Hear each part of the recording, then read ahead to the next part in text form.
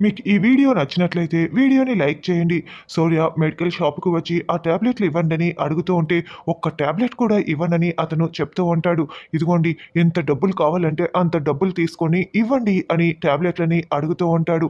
ఇప్పటి వరకు నాకు డౌట్ మాత్రమే ఉండేది. ఇప్పుడు నువ్వు ఇంత డబ్బులు ఇస్తున్నావంటే నా డౌట్ క్లియర్ అయిపోయింది. ఇవ్వను కాక ఇవ్వను అని మెడికల్ షాప్ అతను అంటాడు. లేదు ఇదిగో ఈ బంగారు చైన్ కూడా తీసుకొని నాకు ఆ షీట్ మొత్తం ఇవ్వండని సౌర్య అంటాడు. వెళ్ళవయ్యా వెళ్ళు. నువ్వు ఎంత డబ్బులు ఆశ చూపించినా నేను ఇవ్వను కాక ఇవ్వను.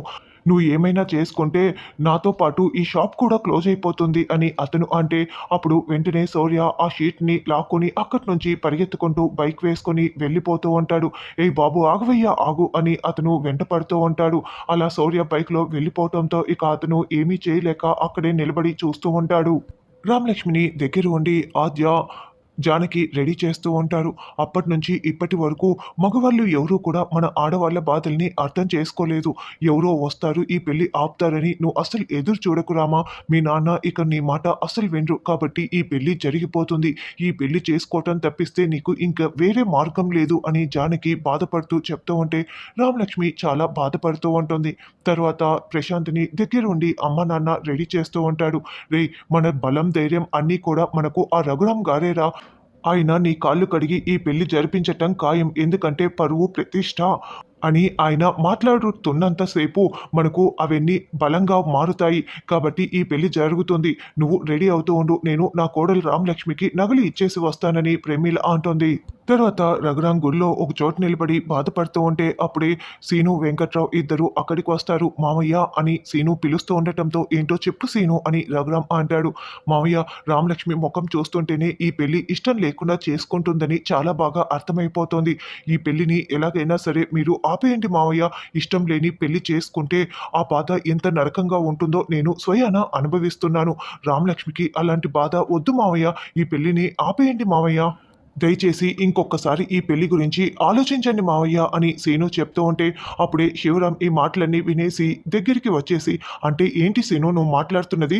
తప్పు చేసిన ఆ శౌర్య కాళ్ళు కడగమని చెప్తున్నావా మా అన్నయ్యకి? ఏ తప్పు చేయని ప్రశాంత్‌ని వద్దని దూరంగా పంపించేయమని చెప్తున్నావా? ఎలా చెప్తావు ఇలా అని శివరాం నిలదీస్తూ ఉంటాడు. అదేంటి బావమరిది అలా అంటున్నావు? ప్రశాంతే తప్పు చేశాడని రామలక్ష్మి చెప్తోంది కదా అని వెంకట్రావు అంటాడు.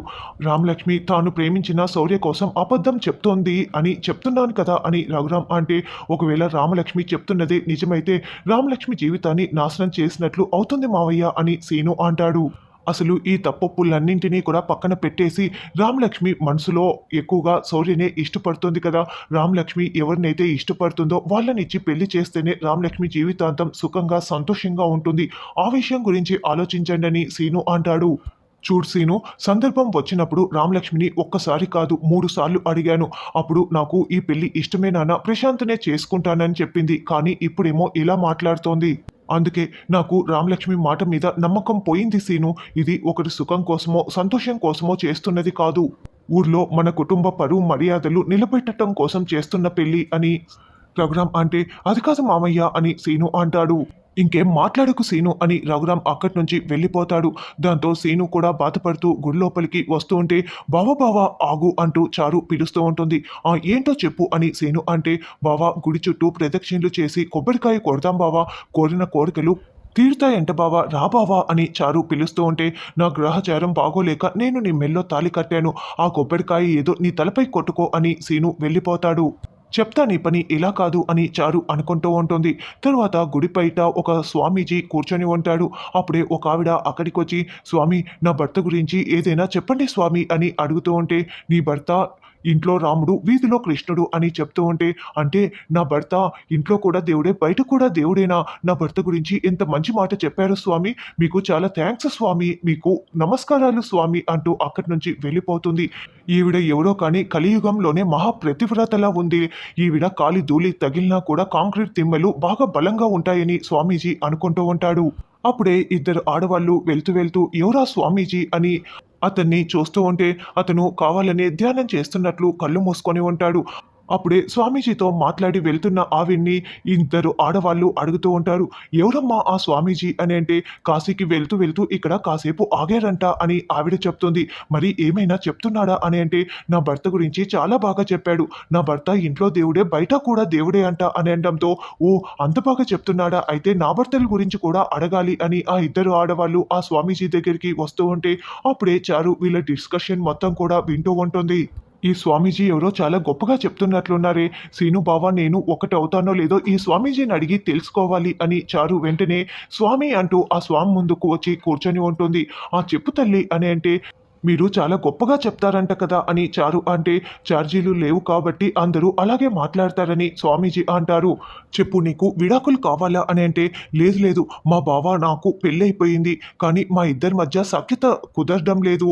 మేము బాగుంటామా చెప్పండి స్వామీజీ అని చారు అడుగుతూ ఉంటే, ఓహ్! మీ ఆయన నీ చుట్టూ తిరుగుతూ ఉండాలి. ఇదే కదా నువ్వు కోరుకుంటున్నావు అని స్వామీజీ అంటారు. స్వామి కళ్ళు తెరిచి మాట్లాడండి స్వామి. కళ్ళల్లోకి సూటిగా చూసి మాట్లాడటం నాకు అలవాటు అని చారు అంటుంది. పాపాలు చూసి చూసి నేను కళ్ళు మూసుకొనే మాట్లాడుతున్నాను. కాబట్టి ఇప్పుడు తెరిచే ప్రసక్తి లేదు. నీకు నీ ప్రాబ్లమ్‌ని సాల్వ్ చేయాలి. అంతే కదా! సరే ఇదిగో ఈ కొబ్బరికాయ కొట్టి ఇందులోని నీళ్లు తాగు. అప్పుడు నీ బావ నీ చుట్టూ తిరుగుతాడు అని ఒక కొబ్బరికాయని ఇవ్వటంతో, అవునా! ఇలా కొడితే నా బావ నా చుట్టూ తిరుగుతాడా అని చారు వెంటనే అక్కడే పగలగొట్టేస్తుంది. దాంతో ఆ కొబ్బరికాయ కాస్త అతని కాలుకు తగిలేసి గాయమైపోయి రక్తం కారుతూ ఉంటుంది. అబ్బా! అని స్వామీజీ అరుస్తూ ఉంటాడు. ఏమైంది స్వామి ఇందులో నీళ్ళే లేవు అని చారు కొబ్బరికాయని చూసుకుంటూ ఉంటే, ఇక్కడ నాకు గాయమైంది. ఇంకెక్కడ నీళ్ళు అన్నీ కింద పోయాయి కదా అని స్వామీజీ అంటాడు. అయినా నేను కొబ్బరికాయ కొడితే మీరెందుకు అరిచారు అని చారు అంటే, ఎందుకంటే నాకు ఆ దేవుణ్ణి కనపడేలా చేశావు కదా అని స్వామీజీ అంటారు. ఆ దేవుడేడో నాకు కనిపిస్తే బాగుండేది కదా అని చారు అంటుంది. స్వామి ఏదో ఒకటి చేసి నేను మా బావ ఒక్కటయ్యేలా ఏదో ఒకటి చెప్పండి స్వామి అని చారు అడుగుతూ ఉంటుంది. ఒకటి చెప్పినందుకే ఇలా చేశావు. ఇంకొకటి చెప్తే ఇంకేం చేస్తావో ఏంటోనని స్వామీజీ అంటే, ప్లీజ్ స్వామి చెప్పండి స్వామి, చెప్పండి స్వామి అని చారు బతిమలాడుతూ ఉంటుంది. సరే ఏం చెప్పాలి అని స్వామీజీ ఆలోచిస్తూ ఉంటే, పోనీ ఇంకొక కొబ్బరికాయ కొట్టనా అని చారు అంటుంది. వద్దు తల్లి వద్దు, ఒకదానికే రక్తం కారుతూ ఉంది అని స్వామీజీ అంటారు. సరే ఏదో ఒకటి చేసి కలిపే ఐడియా చెప్పండి స్వామి అని చారు అడుగుతూ ఉండటంతో, ఒక తాయెత్తు ఇచ్చి, ఇది మీ ఆయన కుడి చేతికి కట్టు. ముఖ్య గమనిక నెత్తురు ఆగేలా కాదు, మామూలుగా కట్టు అని స్వామీజీ అంటారు. అలాగే స్వామి, కానీ ఆ గమనిక ఏంటి అని చారు అంటోంది. అందరికీ చెప్పమమ్మా, నీలాంటి ఆని ముత్యాలకు మాత్రమే చెప్తామని స్వామీజీ అంటారు. అయితే ఈ తాయెత్తు కడితే నేను మా బావ ఒక్కటే అయిపోతాం కదా అని చారు అంటోంది.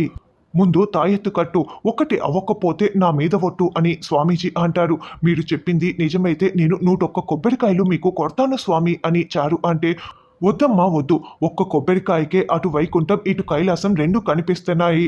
101 అంటే నా వల్ల కాదు, నాకు అంత అదృష్టం వద్దమ్మా, నువ్వు వెళ్ళమ్మా వెళ్ళు అని స్వామీజీ చెప్తారు. వద్దు, నువ్వు మళ్ళీ రావద్దు అని ఆ స్వామీజీనే మాయమైపోతాడు. అదేంటి ఈ స్వామీజీ మాయమైపోయాడే, నేను ఇది సీనుబావకి కలిపి నేను సీనుబావ ఒక్కటైపోతాము అని చారు సంతోషపడుతూ ఉంటుంది. రామలక్ష్మిని రెడీ చేస్తుంటే, వదిన బాధపడకు, ప్రశాంత్ మంచివాడే కదా అని పద్మ అంటే, అవును ఇంటికి వచ్చినప్పుడు కూడా చాలా బాగా మాట్లాడతాడు ప్రశాంత్ అని పార్వతి అంటుంది. ఇంటికి వచ్చినప్పుడు ఎలా మాట్లాడతాడని చూసి మంచివాడు చెడ్డవాడు అని చెప్పటం కాదు, వాళ్ళ ఇంటికి వెళ్ళినప్పుడు ఎలా ఉన్నాడో చూసి మాట్లాడాలి అని ఆద్య అంటుంది. అంటే ఇప్పుడు ప్రశాంత్ మంచివాడు కాదంటున్నావా ఆద్య అని పద్మ అంటే, ఇప్పుడు వాటి గురించి పక్కన పెట్టండి, రామలక్ష్మి చాలా బాధపడుతోందని ఆద్య అంటోంది. అప్పుడే ప్రమీల నగలు తీసుకొని, ఇవి నా కోడలి కోసం చేయించినవి, అంగరంగ వైభవంగా కళ్యాణ మండపంలో బాగా చేయాల్సిన పెళ్లిని ఇలా గుళ్ళో చేయాల్సి వస్తోంది. ఇదిగో వదిన, ఈ నగల్ని రామలక్ష్మి మెడలో వేయి అని ప్రమీల అంటే, నువ్వు చాలా ప్రేమగా నీ కోడలి కోసం తీసుకొచ్చావు కదా, నువ్వే వేయలే ప్రమీల అని జానకి అంటుంది. అలాగేనని రామలక్ష్మిని, నా బంగారు కోడలు ఎంత బాగుందో, బుగ్గన చుక్క కూడా పెట్టండి అని నగలు వేసుకుంటూ ప్రమీల రామలక్ష్మిని మెచ్చుకుంటూ ఉంటే, రామలక్ష్మి మాత్రం బాధపడుతూ ఉంటుంది. వదిన, మీరు రామలక్ష్మిని మిగతాదంతా రెడీ చేస్తూ ఉండండి. గుడి దగ్గర ఎవరు దిష్టి కళ్ళు పడకుండా చారు సీనుల చేత కొబ్బరికాయలు కొట్టిస్తానని మొక్కుకున్నాను నేను, పార్వతి వెళ్తున్నామని పద్మ అంటోంది. నీ కన్నీళ్లు మీ నాన్న మనసుని కరిగించలేవు, బాధపడకు రామా అని జానకి ధైర్యం చెప్తూ ఉంటే, ఈ పెళ్లి పూర్తయిపోతే రామలక్ష్మికి జీవితాంతం మిగిలేది ఈ కన్నీళ్లే కదా పెద్దమ్మ, పెదనాన్నని మనం ఒప్పించలేమా అని ఆద్య అంటుంది. ప్రశాంత్ విషయంలో రామలక్ష్మి అబద్ధం చెప్పిందని ఇప్పుడు మీ పెదనాన్న అసలు నమ్మటం లేదు, ఆధారాలు చూపిస్తే కానీ ఇప్పుడు నమ్మే ప్రసక్తి లేదు అని జానకి అంటే ఇక ఆద్య కూడా బాధపడుతూ అక్కడి నుంచి బయటికి వచ్చేస్తుంది. జానకి రామలక్ష్మిని పట్టుకొని బాగా ఏడుస్తూ ఉంటుంది. తర్వాత ఆద్య అటుగా వెళ్తుంటే, "ఆద్య, ఆద్య ఆగు ఒక్క నిమిషం. ఇదిగో ఈ తాయెత్తు చూసావా? ఈ తాయెత్తుని సీనుబావ చేతికి కడితే తుమ్మ చెట్టులాగా నన్ను అతుక్కుంటాడంట. జీవితాంతం నాతోనే ఉంటాడంట" అని చారు చెప్తుంటే, "అయితే ఇప్పుడు నాకు ఇవన్నీ ఎందుకు చెప్తున్నావు?" అని ఆద్య అంటుంది. "ఇప్పుడు నేను వెళ్ళి ఈ తాయెత్తు కడితే సీనుబావ నాతో కట్టించుకోడు.